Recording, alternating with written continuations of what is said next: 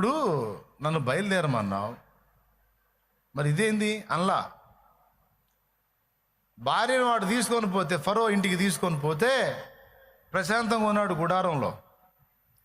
అబీమెలెకు రాజు తీసుకొని పోతే ప్రశాంతంగా ఉన్నాడు గుడారంలో. ఏం కలవర పడ్డట్టు కానీ, కంగారు పడ్డట్టు కానీ, కనీసం ప్రార్థన చేసినట్టుగా కూడా ఉండదు. ఉంటే ఎక్కడన్నా చూపించండి నాకు. ఫరో తీసుకెళ్ళినప్పుడు కానీ, అబీమెలెకు తీసుకెళ్ళినప్పుడు కానీ ఆమె విషయమై అబ్రహాము కన్నీరు విడిచి ప్రార్థన చేసిన అనే వచనం ఒక్కటన్నా ఉందా? స్తోత్రం చెప్పండి, పెద్దగా చెప్పాలి. అసలు కనీసం ప్రార్థన అన్నా చేయాలిగా. చేశాడా? చేసినట్టు లేదు. కానీ ఏం జరిగింది? శారమ్మ పోయింది, హాగరమ్మ తెచ్చింది. సింగిల్గా రాలా, మళ్ళీ శారమ్మ బయటికి వచ్చింది. వస్తా వస్తా హాగరమ్మని తీసుకొని వచ్చింది. ఒంటెలు, పశువులు, ఎడ్లు, మొత్తం ఒక సరుకు వచ్చేసింది ఆ వెంట. ఎందుకు? దండం పెట్టి, చేసిన పాపానికి దండం పెట్టి, అయ్యా చేసిన పాపానికి ప్రాయశ్చిత్తంగా ఇవన్నీ ఇస్తున్నాను, తీసుకొని మమ్మల్ని వదిలే. ఇదిగో నీ స్త్రీని తీసుకొచ్చినందుకు ఇదిగో ఇంకొక స్త్రీని నీకు అప్పగిస్తున్నా అని దండం పెట్టి ఇచ్చారు. టచ్ కూడా చేయలే శారమ్మని. ఎందుకో తెలుసా? అబ్రహాం ఎందుకంత ప్రశాంతంగా ఉన్నాడు, ఎందుకంత ధైర్యంగా ఉన్నాడు? ఎందుకో తెలుసా? నేను ప్రశాంతంగా ఊర్లో ఉన్నాను, ఊరనే ఊర్లో ఉన్నా. పదా అన్నాడు. అక్కడి నుంచి సరే ఊరు దాటి హారాన్ అనే ఊరికి వచ్చా. ఊరనే ఊర్లో ఉంటే నన్ను పిలిచాడు. అక్కడి నుంచి హారానుకు వచ్చి ఆగితే ఎందుకు ఆగావు అన్నాడు. మా నాయన ముసలోడు అన్నాను, నాయన్ని లేపేశాడు. ఇక పదా అన్నాడు, బయలుదేరాను. మరి అంతసేటు నేను చతికిల పడ్డట్టుంటే గద్దించి మరి నడిపించినోడు నాకు తోడుగా ఉన్నాడు. నా అంతటా నేను రాలా, ఆయన నడవమంటే నడుస్తున్నా, ఆయన కదలమంటే కదులుతున్నా. ఇంకా నాకెందుకు? ఇంకా ఆయన చూసుకోవటమే. అది విశ్వాసం. నాకెందుకు? ఇంకా ఆయనదే బాధ్యత.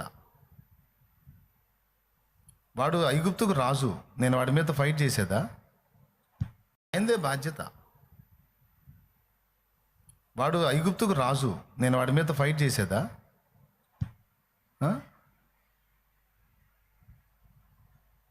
వీడు గెరారు రాజు, ఈ అబీమెలెకు, వీడితో ఫైట్ చేసేదా? రాజులతో తలపడేదా? ఏం చేసేది నేను? నన్ను కదలమన్నోడే చూసుకుంటాడని కదలకుండా కూర్చున్నాడు. విశ్వాసం ఏం చేసిద్దంటే కలవరానికి, ఆందోళనకి, గందరగోళానికి, గడబడికి గురి కాదు. ఆయన మీద అలా తలవాల్చి హాయిగా విశ్రాంతి తీసుకుంటుంది. పెను తుఫానులో కూడా. నా జీవిత యాత్రలో ఎన్నో తుఫానులు,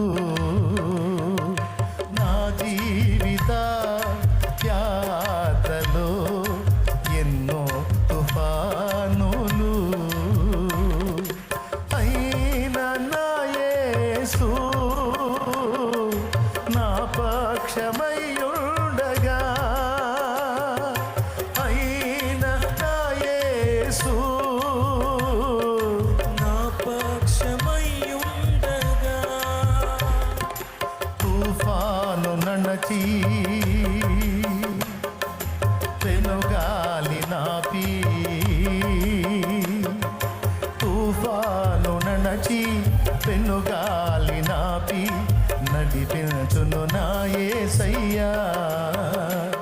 నా విశ్వాస ఓడయాత్ర కొనసాగుచున్నది, నా విశ్వాస ఓడయాత్ర కొనసాగుచున్నది. కొనసాగిల్చే యేసు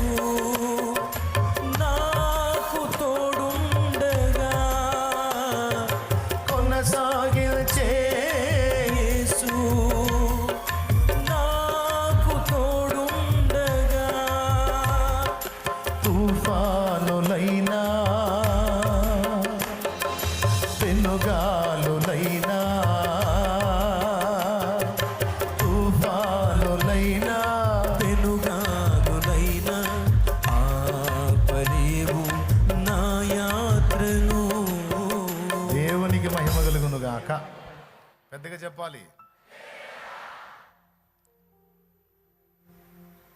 అసలు ఎవరన్నా ప్రశాంతంగా ఉంటారా? తనకేమైనా తట్టుకుంటాడు కానీ పురుషుడు భార్య దెబ్బతింటే తట్టుకుంటాడా?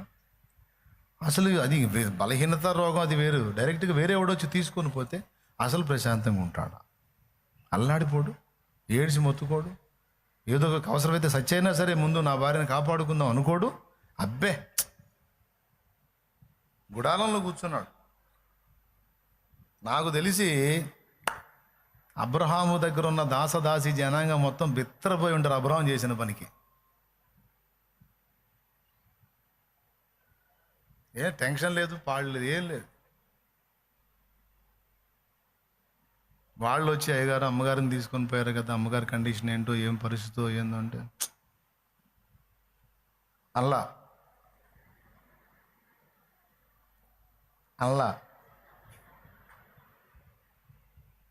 ఏం చేద్దాంరా, కర్మ అల్లా. ఏం లేదు, మామూలుగా ఆయన పని ఆయన చేసుకుంటా. చుట్టూ చూసే వాళ్ళకి మతిపోతుంది. ఇదేమి దారుణం. నా భార్యని పక్కవాడు మోహంగా చూస్తేనే నాకు బాధ కలిగిద్ది. ఈయన భార్యను ఏకంగా తీసుకొనే పోయారు. ఈ ప్రశాంతత ఏంది, ఈ విశ్రాంతి ఏంది, ఈ దారుణం ఏంది?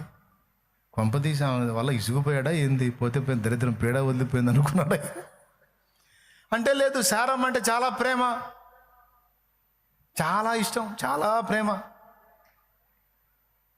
అయినా సరే టెన్షన్ లేదు, దడ లేదు, ఆయాసం లేదు, ఆవేదన లేదు, ఏం లేదు, ప్రశాంతం నిమ్మలంగా. ఏమయ్యా అబ్రహాం, ఏమి అంత ప్రశాంతంగా ఉన్నావంటే, నన్ను నడవమని చెప్పింది ఆయన. ఆయన చెప్పిన మాట విని అడుగు బయటికి వేసాను.